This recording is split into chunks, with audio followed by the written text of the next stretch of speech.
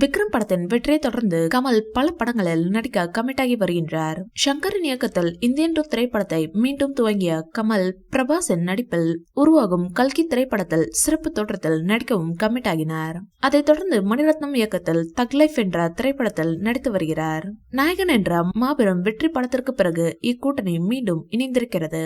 இந்நிலையில் தக் லைஃப் திரைப்படத்தை தொடர்ந்து ஸ்டண்ட் மாஸ்டர்ஸ் அன்பறிவு இயக்கத்தில் உருவாகும் ஒரு படத்திலும் கமல் நடிக்க உள்ளார். இதெல்லாம் தாண்டி கமல் பல படங்களை தயாரித்தும் வருகிறார். கடந்த 2018ஆம் ஆண்டு ஷங்கர் மற்றும் கமல் கூட்டணியில் துவங்கப்பட்ட இந்தியன் 2 திரைப்படம் பல பிரச்சனைகளால் கிடப்பில் போடப்பட்டது.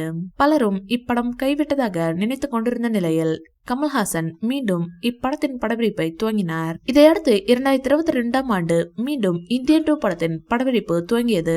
தொடர்ந்து விறுவிறுப்பாக நடைபெற்று வந்த இப்படத்தின் படப்பிடிப்பு தற்போது நிறைவிற்கு வந்துள்ளது. இந்நிலையில் ஜூன் மாதம் இப்படம் திரையில் வெளியாகும் என அறிவிக்கப்பட்டு வந்த நிலையில் தற்போது இப்படத்தின் படப்பிடிப்பு தள்ளி போயிருக்கிறது. இந்தியன் 2 திரைப்படம் தற்போது ஜூலை மாதம் வெளியாக இருப்பதாக அதிகாரப்பூர்வமாக அறிவிக்கப்பட்டுள்ளது.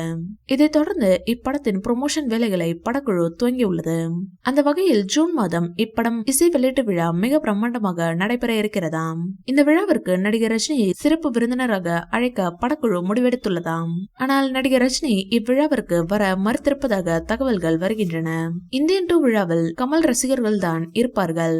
அவர்கள் ஏதேனும் ரஜினிக்கு எதிராக கோஷம் போட்டால் அது ரஜினிக்கும் கமலுக்கும் சங்கடத்தை உண்டாக்கும்.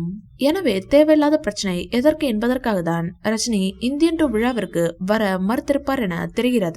ஆனால் வேற ஏதேனும் காரணம் இருக்குமா என்பதும் தெளிவாக தெரியவில்லை என்பது குறிப்பிடத்தக்கது. இந்த வீடியோ பிடிச்சிருந்தா லைக் பண்ணுங்க, ஷேர் பண்ணுங்க. மேலும் ரஜினி சார் பற்றிய தகவல்களுக்கு எங்க சேனலை சப்ஸ்கிரைப் பண்ணுங்க.